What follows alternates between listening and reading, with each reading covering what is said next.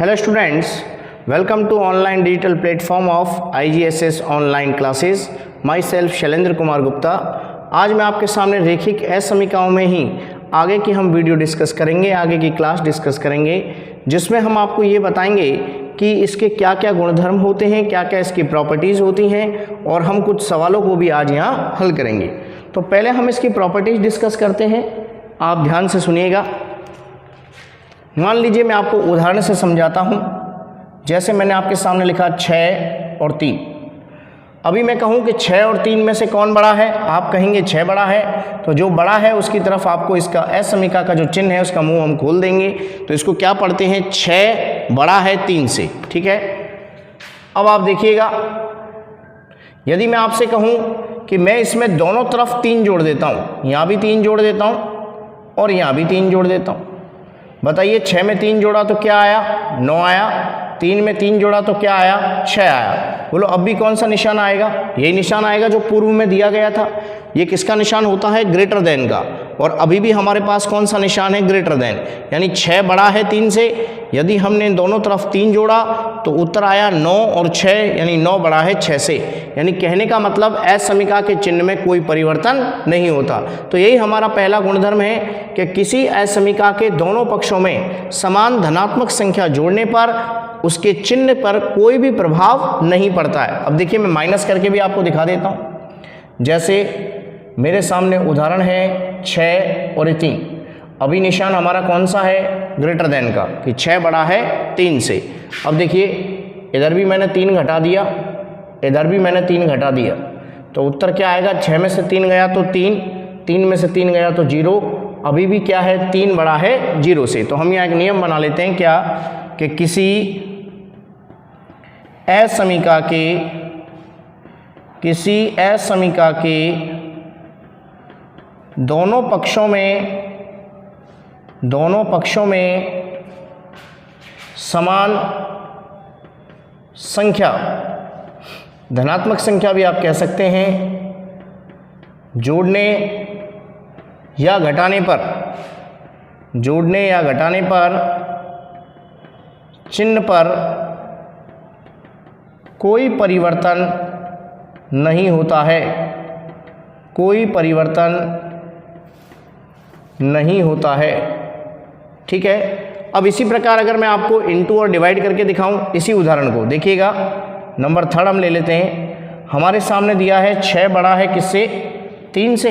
अब मैंने पहले 3 जोड़ दिया, दूसरी बार में 3 मैंने घटा दिया. अब मैं आपके सामने 3 से गुणा करके दिखा रहा हूँ. 6 गुणा 3, अभी हम धनात्मक संख्या ले रहे हैं ना, यहाँ लिख लेंगे समान धनात्मक संख्या. धनात्मक संख्या ले रहे हैं दोनों तरफ, ऋणात्मक का भी कंसेप्ट बताएंगे. 6 को 3 से गुणा करा दिया, 3 को भी 3 से करा दिया, 6 तिया 18, 3 तिये 9. अभी भी 18 किससे बड़ा है, 3 से बड़ा है. ऐसे ही देखो भाग लगा ले.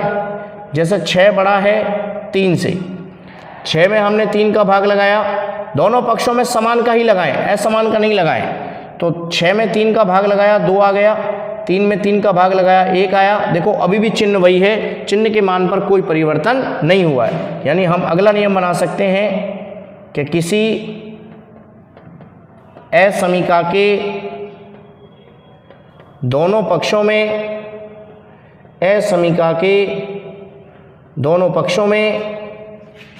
समान धनात्मक संख्या से गुणा या भाग करने पर, याद रखें दोनों पक्षों में करेंगे और जो भी करेंगे समान से करेंगे, गुणा या भाग करने पर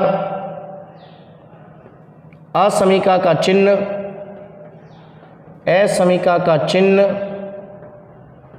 अपरिवर्तित रहता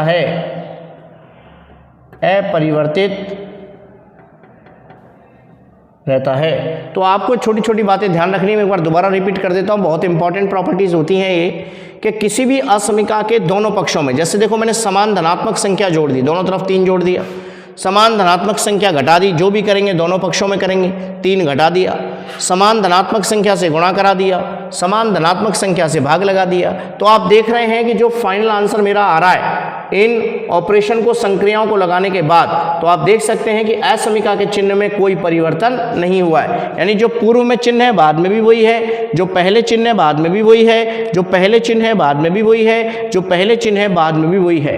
अब सबसे इंपॉर्टेंट बात, तो चिन्ह कब बदलता है, चिन्ह कब परिवर्तित होता है, तो हम इसके आगे उसी कंसेप्ट को सीखेंगे कि ऐसा क्या होता है जिससे असमिका का चिन्ह परिवर्तित हो जाता है। तो देखिए अब हम अगला कंसेप्ट सीखेंगे कि असमिका का चिन्ह कब परिवर्तित होता है। तो ये आपको अच्छे से समझ में आ गया होगा। पहले मैंने समान धनात्मक संख्या जोड़ी है, फिर मैंने समान धनात्मक संख्या घटाई है दोनों तरफ, फिर मैंने समान धनात्मक संख्या से गुणा कराया है दोनों तरफ, फिर मैंने समान धनात्मक संख्या से भाग लगाया। अब मैं आपको बताऊंगा कब चिन्ह बदलेगा। अब देखिए आप, जैसे मान लीजिए उसी उदाहरण को हम लेते हैं 6 और 3 वाले को। अभी 6 बड़ा है 3 से, ठीक है। अगर मैं आपसे कहूं कि दोनों पक्षों में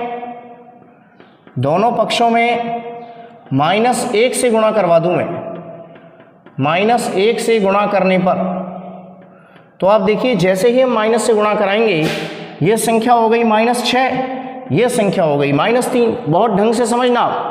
अब क्या होगा, हम जानते हैं, हमने छोटी क्लासों में पढ़ा है कि माइनस में संख्या जितनी बड़ी होती जाती है उतनी ही वास्तव में वो छोटी होती है। यानी माइनस का 3 बड़ा होगा किससे, -6 से। देखो चिन्ह घूम गया कि नहीं घूम गया। यानी पहले किसका निशान था, से बड़ा का, ग्रेटर देन का। अब किसका हो गया, से छोटा का हो गया, लेस देन का हो गया।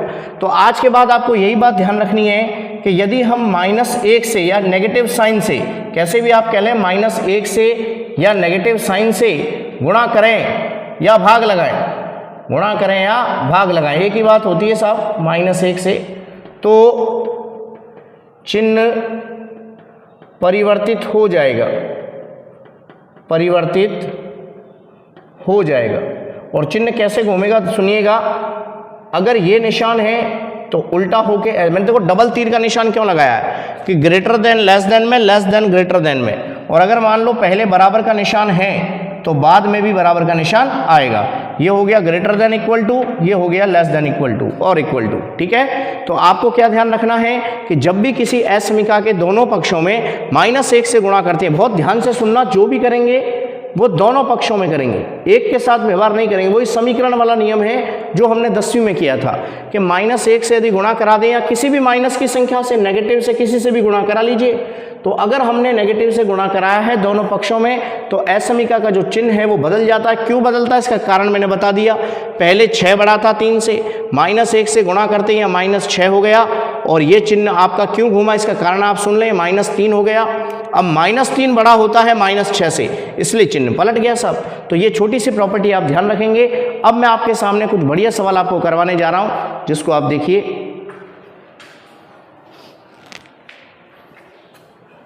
देखिए पहला ही सवाल हम लेते हैं, 30x लेस देन 200। पहला है x एक प्राकृत संख्या है और दूसरा है x एक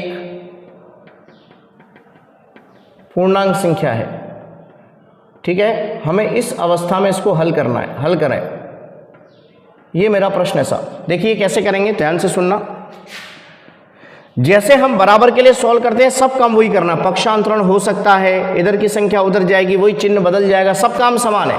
बस एक काम ध्यान रखना, माइनस से गुणा होते ही चिन्ह पलट जाएगा, बस ये बात है इसमें। अब आप देखो 30x लेस देन 200, पहले आप 30 का भाग लगाओ साहब, x लेस देन 200/30, 0 से 0 कट गई। x लेस देन क्या आ गया, 20/3 आ गया। 20/3 का मतलब क्या होता है, 3 छिक्के 18, 2 बचा, लगभग 6.6 होता है। यानी x का मान 6.6 से क्या होना चाहिए, लगभग छोटा होना चाहिए साहब। इसका मान मैंने लगभग लिखा है क्योंकि हमें एक आइडिया लग जाए कि हाँ साहब इससे छोटा हमें लेना है। अब आप सुनिए, पहला सवाल है जो आंसर देना है कि x क्या है, एक प्राकृत संख्या है, ठीक है। आप बताइए प्राकृत संख्या क्या होती हैं, वे संख्याएं जो 1 से प्रारंभ हो प्राकृत संख्या होंगी। अब यहाँ 6.6 से छोटी लिखनी है, तो 6.6 से छोटी कौन सी होती है? 6। तो इसका आंसर हो गया 1 2 3 4 5 और 6। ये हमारा सही उत्तर हो जाएगा। ठीक है, अब इसी में दूसरा देखो, दूसरा क्या है? x एक पूर्णांक संख्या है, x एक पूर्णांक संख्या है। जब मैंने आपको समझाया था तब बताया भी था कि प्राकृत संख्या को हम कैपिटल N से लिखते हैं, पूर्णांक संख्या को हम Z या I से लिखते हैं। इसमें नेगेटिव नंबर भी आएगा, जीरो भी आएगा, पॉजिटिव नंबर भी आएगा। अब देखो, लेकिन शर्त ध्यान रखना, 6.6 से छोटी होनी चाहिए, कोई बात नहीं।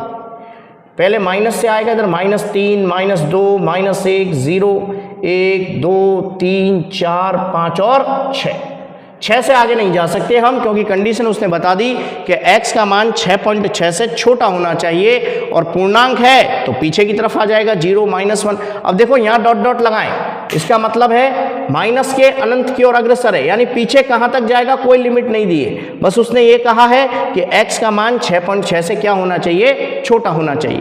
तो दोबारा समझें, सवाल था 30x < 200। x एक प्राकृत संख्या, पहले इसको हल करो जैसे समीकरण हल करते थे 10th क्लास में। 30 का भाग लगा लो, इधर 0 से 0 कट गई, 20/3 आ गया। 20/3 का मतलब कितना हो गया? 6.6। हमें छोटी संख्या चाहिए, लेकिन इसने आइडेंटिफाई कर दिया कि प्राकृत ही चाहिए, तो प्राकृत चाहिए तो साहब आपको पता है 1 से स्टार्ट होती है, और 6.6 से छोटी कौन है प्राकृत संख्या? 6 है। तो 1 2 3 4 5 6, ये इसका सही उत्तर हो गया। अब मान लीजिए हमें पूर्णांकों में आंसर चाहिए, तो 6 से छोटे सभी पूर्णांक लिख लें आप, लेकिन 6.6 की बात कह रहा है तो 6 को भी शामिल करना है। हाँ, अगर यहाँ 6 होता, इस तरह से होता x < 6, तो उस अवस्था में हम 6 को शामिल नहीं करते, कल भी मैंने आपको बताया था। लेकिन ये 6.6 है तो 6 को शामिल करेंगे, क्योंकि इससे छोटा 6 तो आएगा ही आएगा। तो 6 5 4 3 2 1 0 -1 -2 -3 और एक 3 बिंदी लगाई है, इसका मतलब है अनंत की ओर अग्रसर है, पीछे माइनस अनंत की ओर। ठीक है, एक और सवाल देखेंगे ऐसा, एक सवाल और देखिए।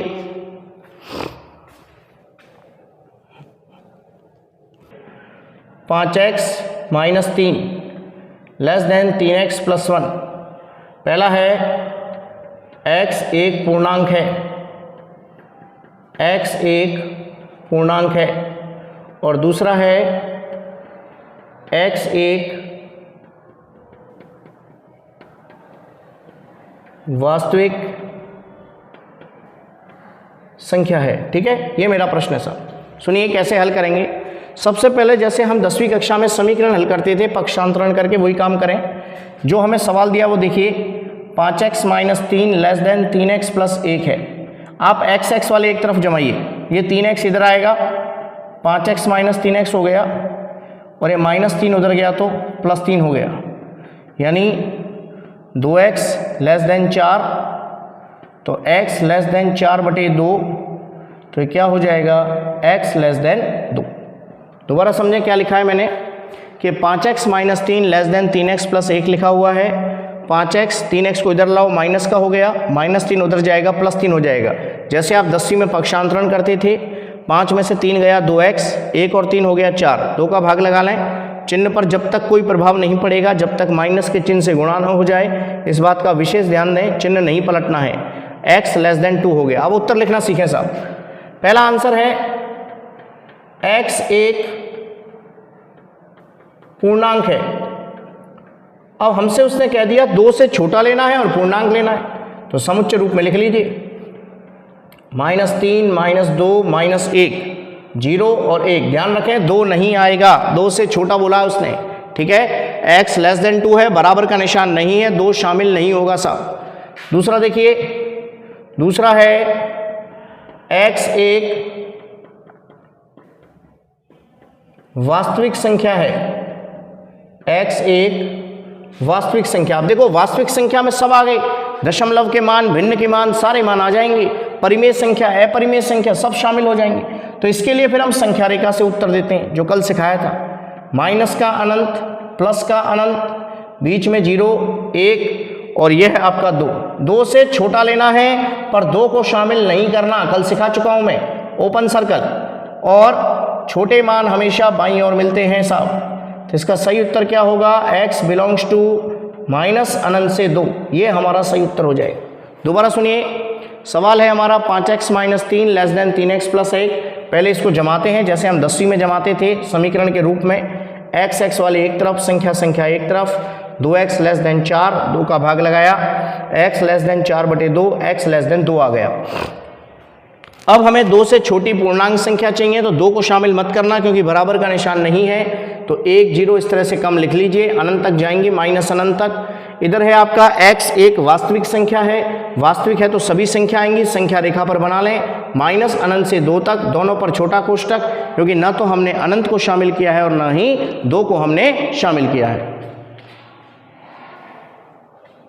अब आप एक बात ध्यान दें, इसमें ऐसे काफ़ी सारे सवाल हैं जो मैं आपके सामने लेकर आऊँगा, इनको आपको अच्छे से पढ़ना है और कोई डाउट है तो आप हमको बताएंगे, तो इनको आप अच्छे से पढ़िए।